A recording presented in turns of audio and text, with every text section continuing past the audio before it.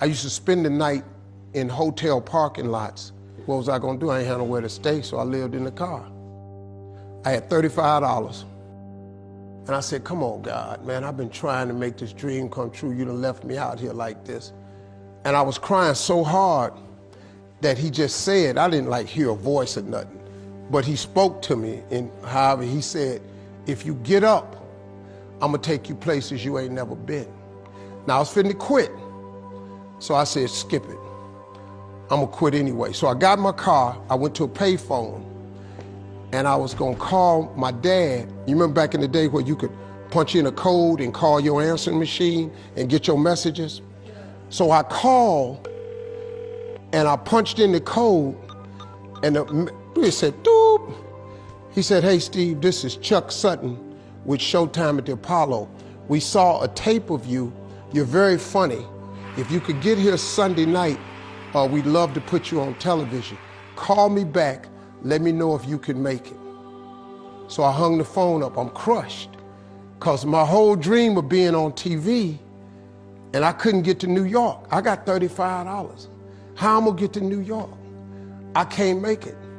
So I'm standing there at the phone booth and tears just coming down my face. I said, God, so that must be a sign for me to go home. Cause this it, I ain't even got the money to go to the Apollo. My whole thing, wanting to be on TV, I couldn't even make the dream come true. This is the most messed up moment. And so I said, man, let me call this dude back and see if he said this Sunday. Because maybe he said next Sunday, and I could hustle up a little bit of money or something. I don't know what I'm gonna do, but let me just call him back. So I called him back. Steve, this is Chuck Sutton, Showtime at the Apollo. We saw a tape of yours. You're very, very funny. Look, we have an opening Sunday night at Showtime at the Apollo. If you can make it, we'd love to put you on TV.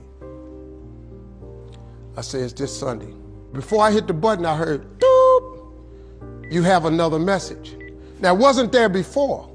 So I punched my code in. I listened to the second message. It said, Steve Harvey, this is Tom Sobel from the Comedy Caravan. This was a Thursday. He said, I have a gig in Jacksonville, Florida on Friday night that pays $150. If you can get there Friday night, you'll make $150. So I called him back and I said, hey, Tom, did you get a gig away? He said, no, it's still available. He said, can you get there? I said, I'm in Pensacola, Florida. I'm 3.5 hours away. So I drive to Jacksonville, Florida, and that night I made the 150. The club owner said, man, you funnier than the guy we hired.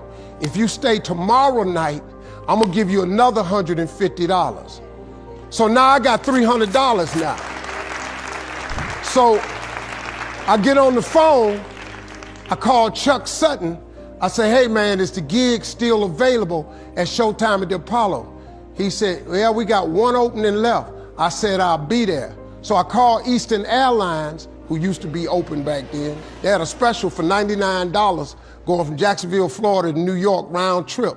So I parked my car at the airport. I got it.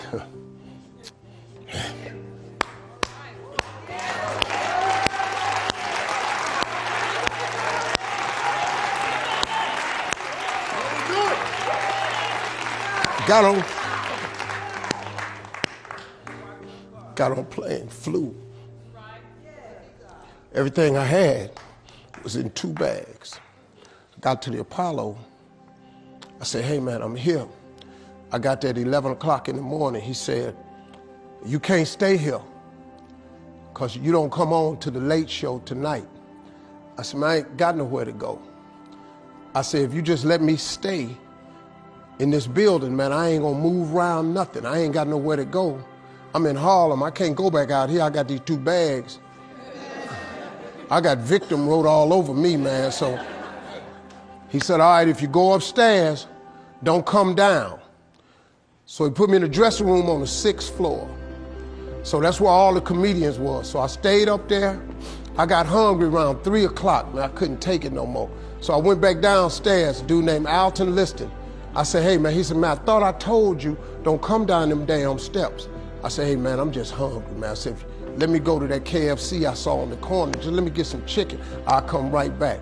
He said, man, if you ain't back in 20 minutes, you ain't getting in this building. So I went, bought me some chicken, came back. So the comedians started coming in the building. They started coming up on the 6th floor. So I meet this guy named D.L. Hughley. I introduced myself, he introduced himself. Then this other dude walked in named Jamie Foxx. And I introduced myself. We don't know each other, ain't none of us famous.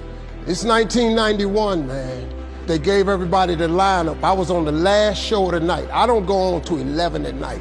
I done had this 4 pieces of chicken. I'm starving, man. That chicken done wore off. I'm nervous, man. I'm about to throw up. D.L. Hughley went downstairs. D.L. Hughley got booed off. Jamie Foxx went down there and got booed. They booed Jamie, then Jamie started singing. And then they started clapping. And Jamie had their ass, then he went back to them jokes, and they got his ass. So I'm walking down the steps and I see Jamie sitting on the steps. I said, hey man, hang in there. He said, man, that ain't never happened to me before, man. This is crazy. This Jamie Foxx, man, one of the most talented people in all of comedy. And now, you don't even know how nervous I am, man. I can't even, my breathing is shot because these dudes been booed. So I walk out, I had wrote this joke. Mike Tyson had got in a fight in Harlem with this heavyweight named Mitch Green. Mike Tyson had hit the dude in the eye in the store. Now he was on the news, his eye was swollen. So the joke I wrote was, they was interviewing Mitch Green and he was telling everybody what happened, but his eye took over the interview. And I wrote this joke that his eye started talking and was just, I tell you what happened. The heavyweight champ's fist is coming towards my face. I just said, Lord, Lord, Lord. And I wrote this whole joke about this dude's eyeball talking. And when the punch came, and all this here, the Apollo, man, they went crazy. They lost their mind. I got a standing ovation, man. I walked off stage, man, just started crying. I couldn't believe it. They paid me. I made $750 for being on TV for one night.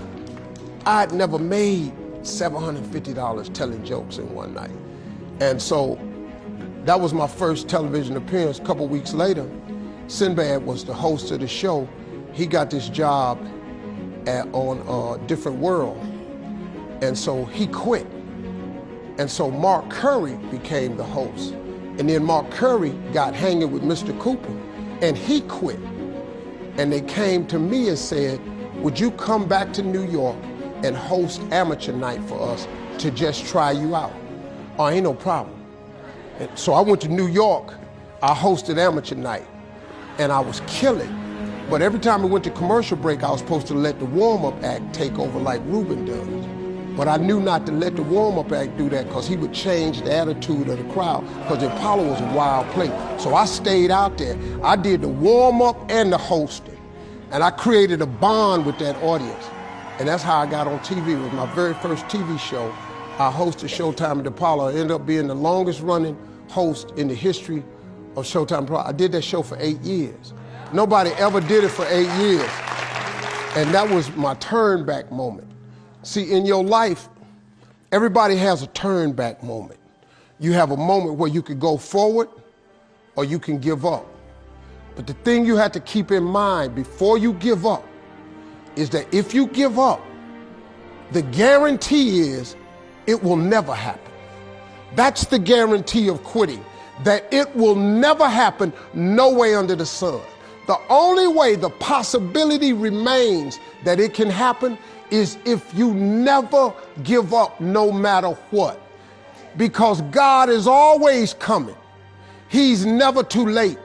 At your worst moment, look man, when they told me I had to be in New York, I saw no way I could get there. But that God though, he make the phone ring. I end up in Florida, I make $300. Then I go to New York, I make $750. Almost got $1,000 out of nowhere. That's what happened to me. That was my my moment of never giving up, that's when I first learned that faith was everything, that you have to remain faithful.